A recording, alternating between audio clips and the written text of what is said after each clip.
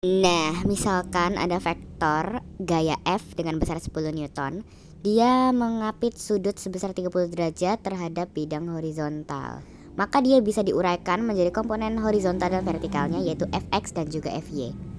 Nah, perhatikan tuh, karena sudut 30 derajatnya itu terhadap horizontal nih, maka untuk mencari Fx tinggal mengalihkan F dengan cos alfa. Berarti diperoleh 10 dikali cos 30 derajat. Nah, kan cos 30 setengah akar 3, berarti 10 kali setengah akar 3 sama dengan 5 akar 3 Newton. Untuk mencari Fy-nya, karena sudutnya tidak bersentuhan dengan Fy dalam tanda kutip, berarti dikalikan dengan sin alfa. Berarti F dikali sin alfa sama dengan 10 dikali sin 30 derajat, atau 10 kali setengah sama dengan 5 Newton.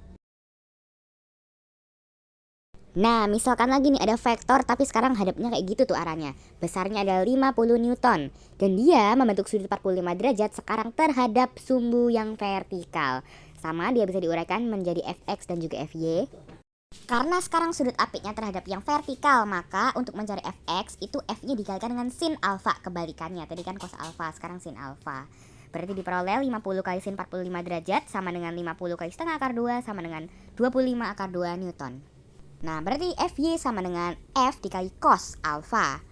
Diperoleh 50 dikali cos 45 derajat sama dengan 50 kali setengah akar 2. Berarti Fy-nya sama dengan 25 akar 2 Newton. Nah, gimana kalau dikasih soal yang kayak begini kita suruh menentukan resultan vektornya? Nah, sebelumnya kan sudah dikasih tahu tuh kalau misalnya penguraian vektor ini bisa digunakan untuk mencari resultan vektor jika ada dua vektor atau lebih. Nah, langsung saja kita kerjakan. Nah, diketahui ada vektor F1 besarnya 5 Newton mengapit sudut 45 derajat terhadap horizontal.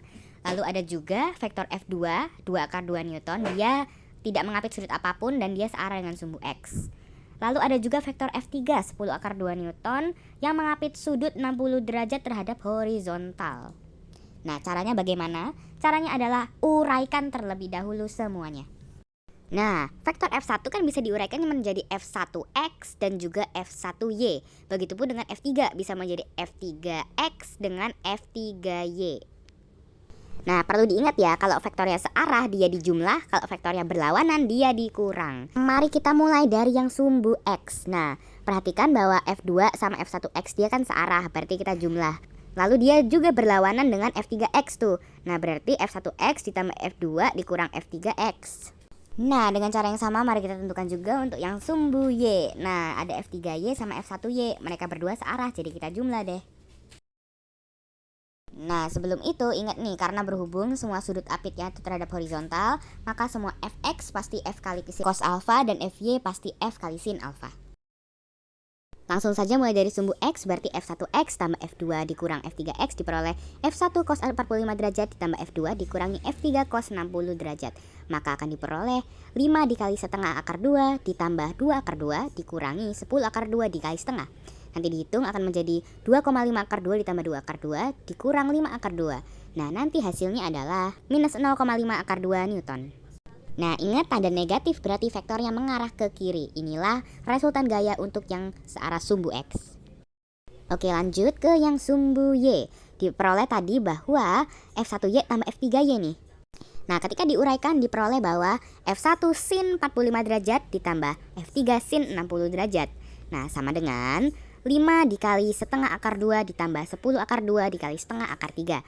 Hasilnya adalah 2,5 akar 2 ditambah 5 akar 6 Newton. Nah, karena angkanya lumayan jelek, maka kita bisa menggunakan kalkulator untuk mengkalkulasikan setiap resultan vektornya. Nah, katanya si kalkulator nih, sigma fx-nya itu sekitar minus 0,7 Newton, sedangkan untuk yang sigma fy-nya sekitar 15,8 Newton. Oke, nah kita sekarang akan menggambar kedua resultan ini. Nah, ingat, karena tadi tandanya negatif, maka sigma fx-nya akan arahnya ke kiri dan sigma fy-nya positif, berarti juga ke atas. Nah, resultannya kan begini nih. Nah, ingat, dengan menggunakan rumus kosinus kita bisa mencari resultan besar resultan vektornya. Nah, caranya gimana? Langsung saja, sigma f sama dengan akar dari fx kuadrat ditambah fy kuadrat. Nah, masukkan saja angkanya, berarti akar dari minus 0,7 dikuadratkan ditambah 15,8 kuadrat. Dan nanti kalian bisa menggunakan kalkulator untuk menghitung ini. Nanti akan diperoleh sigma f-nya sama dengan sekitar 15,81 Newton. Oke, kita tulis ulang apa yang kita sudah dapatkan. Nah, sekarang gimana kalau yang ditanya adalah arah dari resultan itu? Nah, langsung saja pakai persamaan. Tan alfa sama dengan Fy per Fx.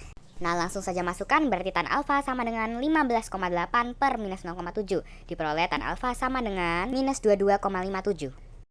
Nah, perhatikan tuh, tan alfanya minus. Nah, ingat lagi tuh di materi trigonometri, kita tahu bahwa tan alfa dapat bernilai negatif ketika dia berada di kuadran 2 atau enggak kuadran 4, selebihnya positif. Nah, tapi karena fx-nya dia negatif, fy-nya positif, makanya mungkin pastinya hanya kuadran 2, begitu. Nah, ini untuk mencari nilai alfa ini harus pakai kalkulator ya guys, gak bisa pakai otak karena manusia itu terbatas. Nah, nanti akan diperoleh bahwa alfanya sama dengan minus 87,46 derajat. Nah, coba perhatikan lagi nih, sudutnya minus. Ingat gak di matematika kalau sudutnya minus berarti dia searah jarum jam. Berarti 87 sekian derajat itu diukurnya searah jarum jam. Kalau mau diukurnya yang sudut suplemennya berarti 180 derajat minus 87,46 derajat, begitu.